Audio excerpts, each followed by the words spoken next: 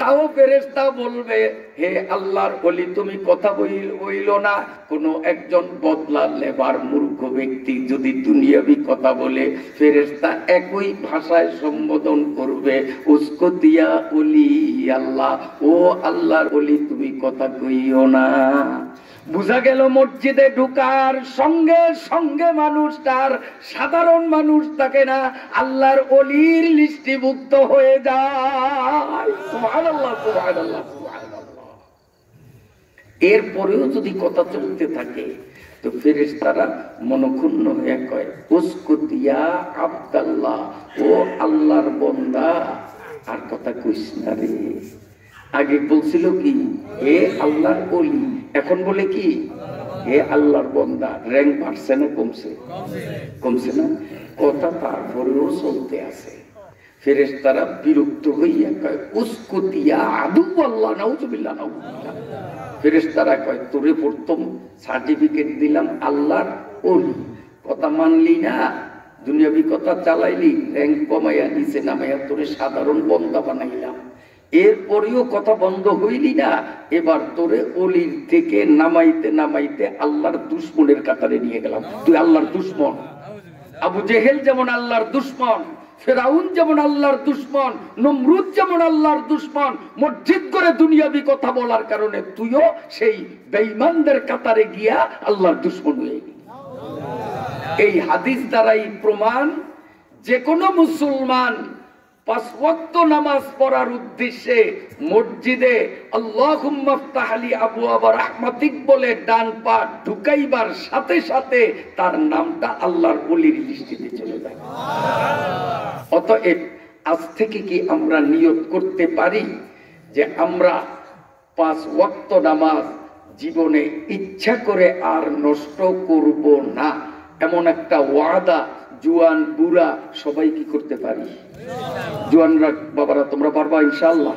দেখি জুয়ানরা একটু কে কে পারবা যে হুজুর নামাজ আর ছাড়বো না। আল্লাহ তাআলা কবুল ফরমান, আল্লাহ তাআলা কবুল ফরমান, আমিন। তাহলে আশা করা যায় এই ওয়াদার মাধ্যমে আমাদের কলবের নাপাকিটা দূর হয়েছে। এখন তফসিরের দুধ রাখা যাবে আশা করা যায়। কি বলেন? ঠিক আছে তো ইনশাআল্লাহ। সম্মানিত সুধী মণ্ডলী,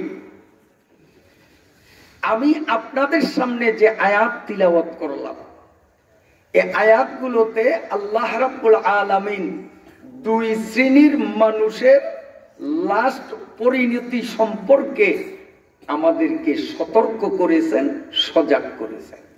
আমার আল্লাহ বলেন, وَسِيقَ الَّذِينَ كَفَرُوا إِلَى جَهَنَّمَ زُمَرًا। এরপরে আয়াত পড়েছি وَسِيقَ الَّذِينَ اتَّقَوْا رَبَّهُمْ إِلَى الْجَنَّةِ زُمَرًا।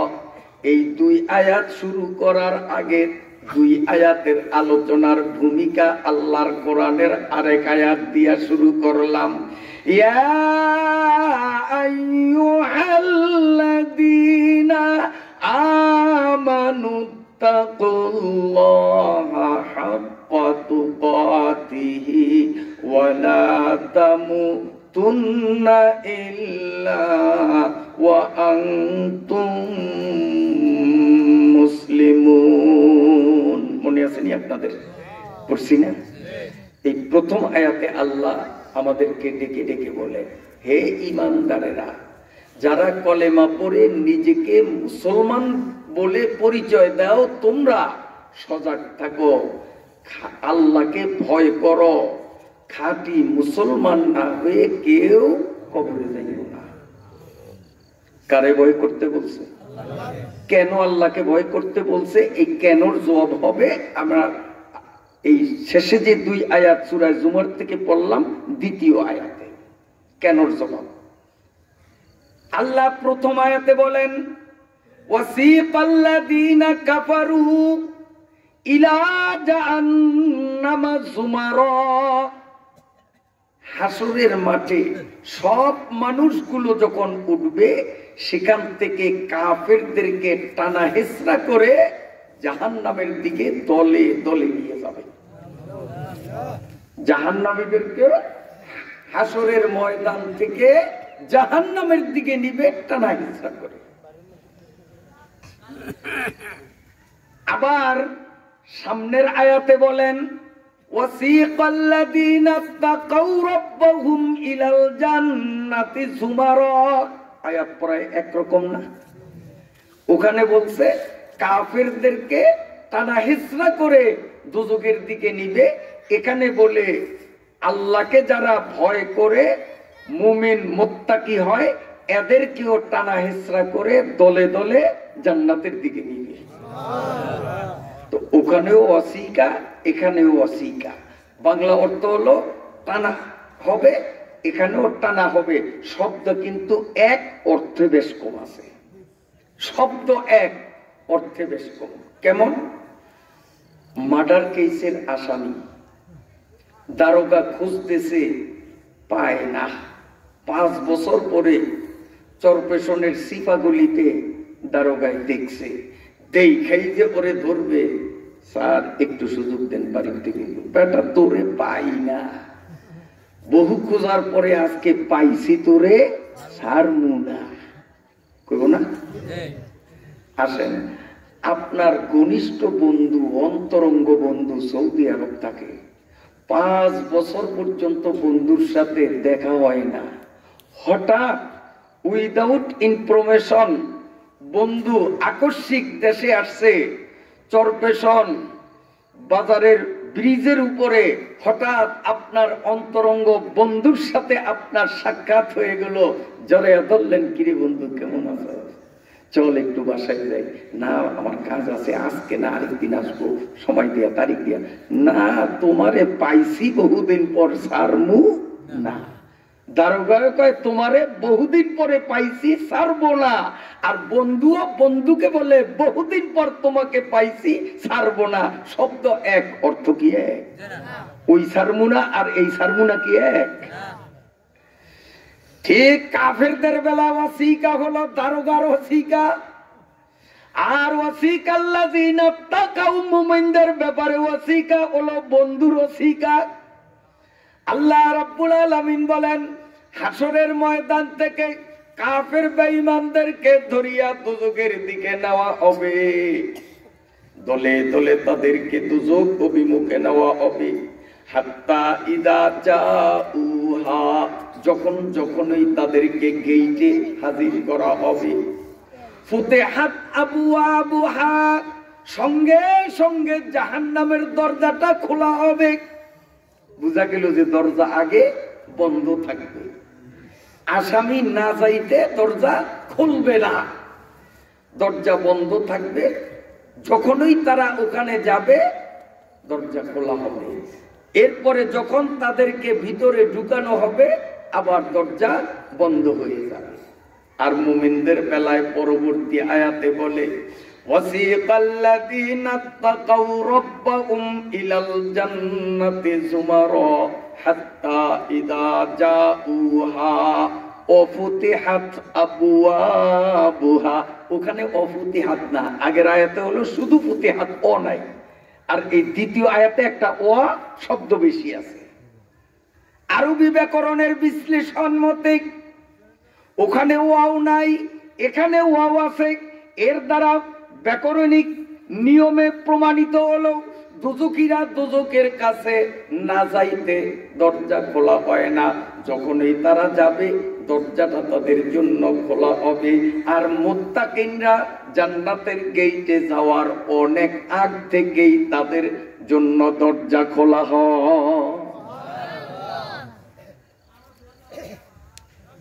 একটা ফ্লাক্স, ওতে গরম চা ভরা, করকটা যদি খোলা রাখি চা তো 24 ঘন্টা গরম থাকবো। কত 12 ঘন্টা? 10 মিনিট পরে দেখবেন যে সব শরবত, ঠিক না ভাই? ঠিক। আর করকটা যখন আটকানো, 1 কাপ চা ঢালবেন আবার করক আটকাইয়া দেন, 24 ঘন্টা পরেও দেখবেন যে যেই চা সেই চা, ঠিক না? দোজকটা হলো একটা আগুনের ফ্লাক্স। দোজকটা কি? আগুনের ফ্লাক্স। এটার মধ্যে চা ভরা, দোজকের মধ্যে আগুন ভরা। ওর করক দরজা যদি আগের থেকেই খোলা থাকে, গরম হয়তো কিছু কমে যাওয়ার সম্ভাবনা থাকে। এজন্য আমার আল্লাহ পবিত্র কোরআনের মাধ্যমে নাফরমানদেরকে সজাগ সতর্ক করার জন্য বলেন, ওয়াসিকাল্লাযীনা কাফারু ইলা জাহান্নামা যুমারা হাত্তা ইযা জাউহা ফুতিহাত আবওয়াবুহা। এই কাফেরগুলো জাহান্নামের গেটে না যাইতে ওর করক খোলা হয় না। যখনই যাবে করক খুলবে, ভিতরে ফালাইয়া আবার আটকাইয়া দিবে, যাতে করে জাহান্নামের গরম কমার কোনো সম্ভাবনা থাকে না। পক্ষান্তরে জান্নাত, এটা হলো কল্পনাতীত সুখরাজ্য, শান্তির নিকেতন। আল্লাহ যদি তৌফিক দেন জান্নাতের আলোচনা ইনশাআল্লাহ আমি একটু বেশি করব।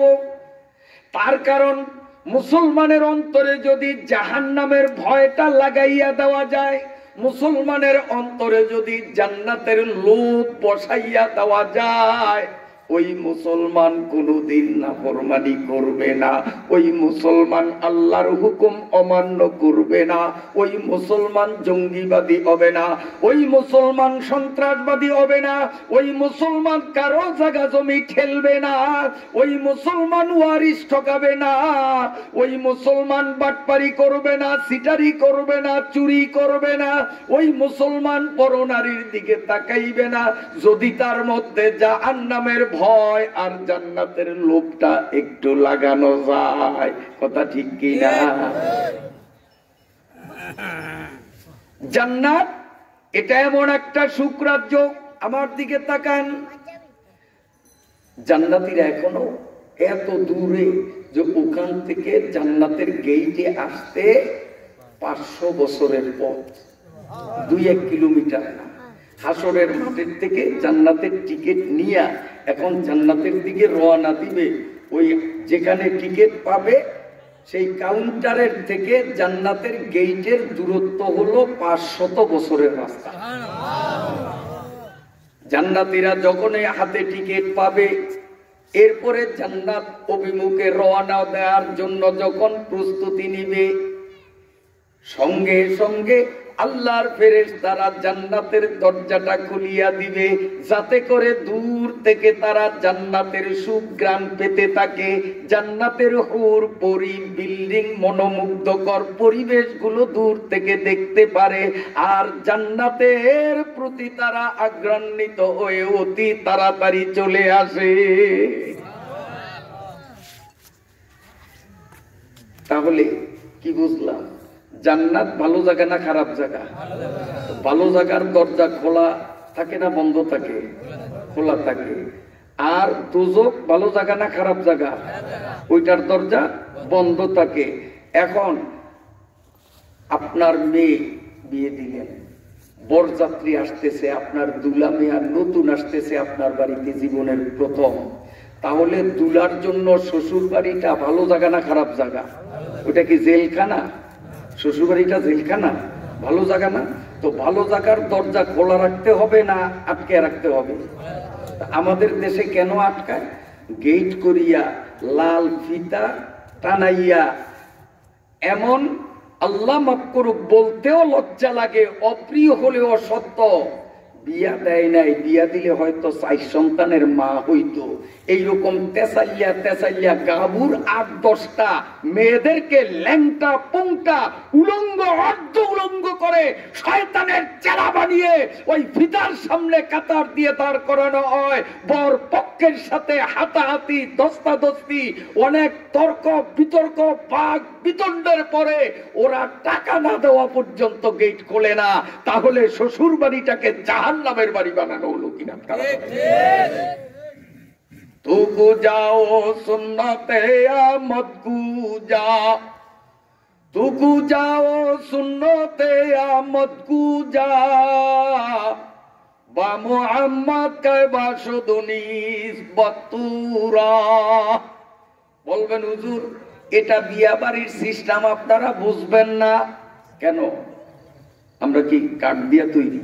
চেয়ার সোফা যেমন কাঠের তৈরি, আমরা কি কাঠের তৈরি? তো নইলে আমগরে কাঠমোল্লা কয় না একদলে? হে কাঠমোল্লা কয় না? কেমন ব্যাক কোলের ব্যাক, কেমন বেয়াক্কল এগুলো, এগুলো মানুষ রূপী শয়তান। আমগরে কাঠমোলা কি কাঠ দিয়ে বানাইছে, কি রেন্ডি কাঠ, কি রেন্ডি কাঠ। তোমরা যেমন রক্তে মাংসের মানুষ, আমরাও তো রক্তে মাংসের মানুষ। আমরাও তো বিয়ে করে শ্বশুর বাড়ি গিয়েছি, আবার আল্লাহ দুটি মেয়ে আমাকে দান করেছেন, ওই মেয়ে দুটি আপনাদের চরপেশনি আবার বিয়ে দিয়েছি আলহামদুলিল্লাহ। এই চরপেশনি দুইটা। আমার ভাইরা বাবাজিরা, আমরাও শ্বশুর বাড়ি গেলাম, কই দুয়ার তো আমাদেরটা বন্ধ ছিল না। আমার দুই জামাই আমার বাড়িতে গেল, দুয়ার তো আগের থেকে খুইলা, রাস্তার মাথায় দাঁড়াইয়া অপেক্ষা করি বরপক্ষ কখন আসবে, ওদের বরণ করে নেব। আমগো বিয়ে হয় না, এতে পোলাপাই নয় না, গেট না আটকাইলে বিয়া শুদ্ধ হয় না। পাইছেন কুই? এগুলো হিন্দুদের কৃষ্টি কালচার, ইহুদি বৌদ্ধ নাসারা বেঈমানদের সভ্যতা, এগুলো মুসলমানদের সভ্যতা নয়। ঠিক না ঠিক? আফসোস লাগে এক জায়গায়, অমুসলিমরা আমাদের থেকে কিছু ধার নিতে রাজি না, কিন্তু আমরা এমন বেয়াক্কেলের বেয়াক্কেল, এমন পাগলের পাগল, এমন নির্বোধের নির্বোধ, পদে পদে বেঈমান থেকে আমরা সভ্যতা ধার নেই। যেমন তার প্রমাণ দেই, হিন্দুরা সকালবেলা তাদের ঘরে তো সূরা ইয়াসিন পড়ে প্রতিদিন। সূরা ইয়াসিন সারা সকালে এরা কি করে, দুয়ার খোলে, দুরূদ শরীফ পড়ে, হ্যাঁ, হালকায় জিকির করে সরমনের মুরিদ মতো কথা কন না কা, হ্যাঁ, করে না। কেন? ওরা বোঝে আমরা তো হিন্দু, আমরা তো মুসলমান না, কোরআন তেলাওয়াত করা মুসলমানের কাম, আমরা কেন করব? এই জন্য আমি হিন্দুদেরকে ধন্যবাদ দেই, ওদের মাথায় গিলু আছে, বুদ্ধি আছে। ওরা সূরা ইয়াসিন পড়ে না, জিকির করে না। কেন? ওরা বোঝে যে আমরা হিন্দু, এগুলো আমাদের কাজ না, যাগো কাজেরা করুক না করুক, আমরা অন্যেরটা কেন নেব? কিন্তু আমরা এমন পাগলের পাগল, হিন্দুদের গান আমার ঘরে ঢুকাইলাম, হিন্দুদের গান আমার দোকানে ঢুকাইলাম, হিন্দুদের গান আমার পকেটে ঢুকাইলাম, অবশেষে হিন্দুদের গান আল্লাহর পবিত্র ঘর মসজিদে পর্যন্ত ঢুকিয়ে ফেললাম। কথা কোন ঠিক না বেটি? ওরা আমাদেরটা নিল না, আমরা ওদেরটা নিলাম। আল্লাহ মাফ করুক, ইদানিং কালে দেখা যায়, আগে দেখি নাই, আগে স্বপ্নেও দেখি নাই, আর এখন বাস্তবে দেখি। আমার দিকে চান, মাথার চাইরো পাশে চুল গুন সিমুট দিয়ে এরকম বড় বড় নৌকো যদি আঙ্গুলে থাকে, সিমটি দিয়ে ধরা যাবে না, এত ছোট্ট বেশিন দিয়ে গুলা করে, কিন্তু মাঝখানে আল্লাহ পাতিয়ালে টের হয় না, এলি কোনো সাউন্ড মিশা কথা কইনি। পাতিয়ালে টের পাইলে ওখানে বাচ্চা দিত যে জঙ্গল তালুয়ার উপরে, কেমনে যে হাডে এড়িয়া, এই যে চুল একটু বড় হয়েছে, টান পাই না সেলুনে যাওয়ার, তো ঘুমাইতে পারি না, যে বয়ান করি মাথায় খালি কিরবির কামড়ায়। আর এইরকম পাতিয়ালের বাসা মাথায় নিয়ে যে হাঁটে, ওদের আক্কলের উপরে পিছার বাড়ি দেওয়া দরকার। আচ্ছা, এই কাটিং এর চুল আপনাকে চর্বে সন্ত নাই মনে, আমাকে বলাই আছে, তাহলে একটু কল লাগে না? আল্লাহ, ওরা এটা এমনিতে করলো না। কেন করছে জানেন? কেন করছে? আগের আমলে এত টিভির সরাসরি ছিল না, মোবাইল তো মানুষে চিনতই না, ঠিক না? সেই সময় এই কায়দার চুলও ছিল না। এখন ফেসবুকে, ইউটিউবে আর টেলিভিশনের স্ক্রিনে দেখে যে একদল খেলোয়াড়রা এই কায়দায় চুল কাটে, ওরা দেখা বাস শুরু করে দিল, ঠিক না বেটি? হ্যাঁ, পাখি সেটের জন্য অনেকদিন আগের কথা, আত্মহত্যা পর্যন্ত করার খবর আমাদের কানে আছে, ঠিক না বেটি? আল্লাহ পর অনুকরণ, কার অনুকরণ করলি রে বেটা? এই কার মাথার চুল তুই ইউটিউবে দেখা তোর আমার চুল ভাবে কাটতে হবে, সে কি খোঁজ নিয়ে দেখছো? ও তো কুত্তার বাচ্চা, ও তো মানুষের বাচ্চা না। তুই তো মানুষের বাচ্চা, যদি কুত্তার বাচ্চার অনুকরণ কেন মানুষ হয়ে তুই করবি? বলবেন যে হুজুর এত বড় সাহস আপনার, আপনারে তো কই টেলিভিশনে জীবনেও দেখি নাই, আর ওনারে রোজ রোজ দেখি, অন করলেই দেখি তার ব্যাপারে এত জঘন্য কথা বলছেন, আমি বললাম যে এর থেকে জঘন্য ভাষা থাকলে সেইটাও আমি বলতে পারত। তার কারণ বড় শিক্ষিত হয়েও বড় পাগল হয়। কথা বলছেন না? শিক্ষিত হলেই বুদ্ধিমান হবে, বুদ্ধিমান এক কথা, শিক্ষিত আরেক কথা। বুদ্ধিমান এক কথা, ধনী হওয়া আরেক কথা, দুইটা এক নয়। আপনারা বিরক্ত বোধ করতেছেন? কথা চলবে ইনশাআল্লাহ। শোনেন, মজার একটা কথা, এটা ওয়াজও না, তাফসীরও না, এটা একটু সালাদ দিতেছি। পোলাও রোস্ট করে হলো মূল খাওয়ান, একটু জৈবুর আচার দেয়নি, হ্যাঁ, ওইটা কিন্তু মূল খাওয়ান না, এটা হলো সালাদ রুচির জন্য। তা আমি একটু সালাদ দিই, আবার কেউ মনে করি না যে ওয়াজ করে বা তাফসীর করে, সালাদ মাঝখান দিয়ে দিই আপনাদের রুচিটা আনার জন্য। একজন স্কুল পরিদর্শক, সরকারি ঊর্ধ্বতন কর্মকর্তা কোন এক প্রাইমারি ইন্সপেকশন করতে আসলেন। মেইন রোড থেকে নাইমা পায়ে হাইটা স্কুল কক্ষে ঢুকলেন। ক্লাস 5-এর রুমে ঢুকছে। দুইকেই ছাত্রদের বলে, এটা কোন ক্লাস? স্যার এটা 5। আচ্ছা, তোমাদের এই প্রথম পিরিয়ড কি পড়ানো হয়? স্যার এটা আমাদের অঙ্কের পিরিয়ড। তখন সেই স্যার বললেন, ভালো একটা পিরিয়ডে ঢুকছি, আচ্ছা তোমরা বলো তো একটা অঙ্ক দেব, করতে পারবা তো? ইনশাল্লাহ পারবো স্যার। বলে, আমি মেইন রোডে বাস থেকে নেমে পদব্রজে হেঁটে হেঁটে তোমাদের স্কুল কক্ষে প্রবেশ করতে মাত্র 15 মিনিট সময় লাগছে, বলো তো আমার বয়স কত? তাহলে অঙ্ক আপনারা করতে পারবেন? কথা কোন না কেন? ও পায়ে হাইটা, যেমন আমার তালুই বাড়ি, আমি গেলাম ওইখান থেকে মনে করেন পায়ে হাইটে আসলাম, 7-8 মিনিট সময় লাগলো বা 5 মিনিট লাগলো, এখন আমার বয়স কত? এই হাঁটার সাথে বয়সের সাথে অঙ্কের কোন সূত্র মিলে? ছাত্ররা তো সভ্য করে দিল, কিরে উনি পায়ে হাইটাই পর্যন্ত আসছেন, এর সাথে ওনার বয়সের কি সম্পর্ক? কেমনে বাইর করবো? যোগ, বিয়োগ, ভাগ, পূরণ, এলজেব্রা, লসাগু, গসাগু, কোনো সূত্রই তো মিলে না, সব মুখ হয়ে থাকে আছে। ছাত্র একটা ক্লাসের মধ্যে উপঘাটি টাইপের, ওই স্কুল কলেজ মাদ্রাসা সব জায়গায় 2-4টা থাকে। তো একটা হইল টেরাপদের, এইটাই কলম নিয়া খালি গজগজ করে, স্যারে এই সব চিন্তা করতেছে কেমনে অঙ্ক করবে। তুই যে গজগজ করস, কি ডিস্টার্বই করস? স্যার ডিস্টার্ব করিলেন না, আপনার অঙ্ক করতেছি, বয়স বের করতেছি, একটু সময় পেয়ে। স্যারে কে, আচ্ছা পারবি তো? এই স্যারই তো অনেক আগে গেছি, এই ফল বাইনিতে আছে। টপ করে স্যার আলহামদুলিল্লাহ অঙ্ক হয়ে গেছে, আপনার বয়স 60 বছর চলে। বাস্তবে স্যারের বয়স কিন্তু 60 লাগছে না? লাগে না? স্যারের বয়সও চলে 60, আর ওই ছেলেটাও কয়, স্যার আমি অঙ্ক করছি, আপনার বয়স 60 চলে। স্যারের তো অবাক, কিরে এই অঙ্ক তো আমিও পারতাম না। ওই তো অঙ্ক করলো, যোগ বিয়োগ ভাগ পূরণ কোন সূত্রে মিলে না, ওই কোন সূত্র দিয়া করছে? এই কোন সূত্র দিয়া অঙ্ক করছে ওইটা? কয় স্যার এটা কি জিজ্ঞেস করলেন? সূত্র ছাড়া আবার দুনিয়াতে অঙ্ক আছে? সব অঙ্কের জন্য একটা সূত্র হয়, সূত্র ছাড়া পৃথিবীতে অঙ্কের অস্তিত্ব নাই। সূত্র ছাড়া কি অঙ্ক করা যায় স্যার? স্যারে মনে মনে কয়, তাই তো এই সূত্রটাও তোর থেকে আমার শিখা দরকার। এখন আমি যে পারি না, তাইলে তো আমার লজ্জা, এই জন্য নিজের ওয়েট ঠিক রাখতে হবে। এই কোন সূত্র দিয়ে করছো বুঝে রাখো। কয় স্যার সূত্র হলো এই, আমরা 2 ভাই, আমি ছোট ভাই, আমার আরেকজন বড় ভাই আছে, এটা হলো আধা পাগল বড় ভাইটা, এই জন্য শিকল দিয়া বান্ধা রাখে বাড়িতে। আর আল্লাহ আমার একটু বুদ্ধিমান বানাইছে, এই জন্য বাবা আমার স্কুলে দিছে।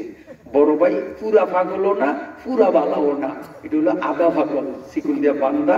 আর বর্তমানে তার বয়স চলতেছে 30 বছর, বড় ভাই বয়স। তা আমি যোগ বিয়োগ ভাগ পূরণ লসাগু গসাগু কোন সূত্রের সাথে আপনার এই অঙ্ক যখন মিলাইতে পারলাম না, তখন এই সূত্রে মিলাইলাম যে আধা পাগলের বয়স যখন 30 চলে, তো পুরা পাগলের বয়স তো 60 বছরই। তো স্যার আপনি যে প্রশ্ন করছেন, আধা পাগলেও এইরকম প্রশ্ন করে না।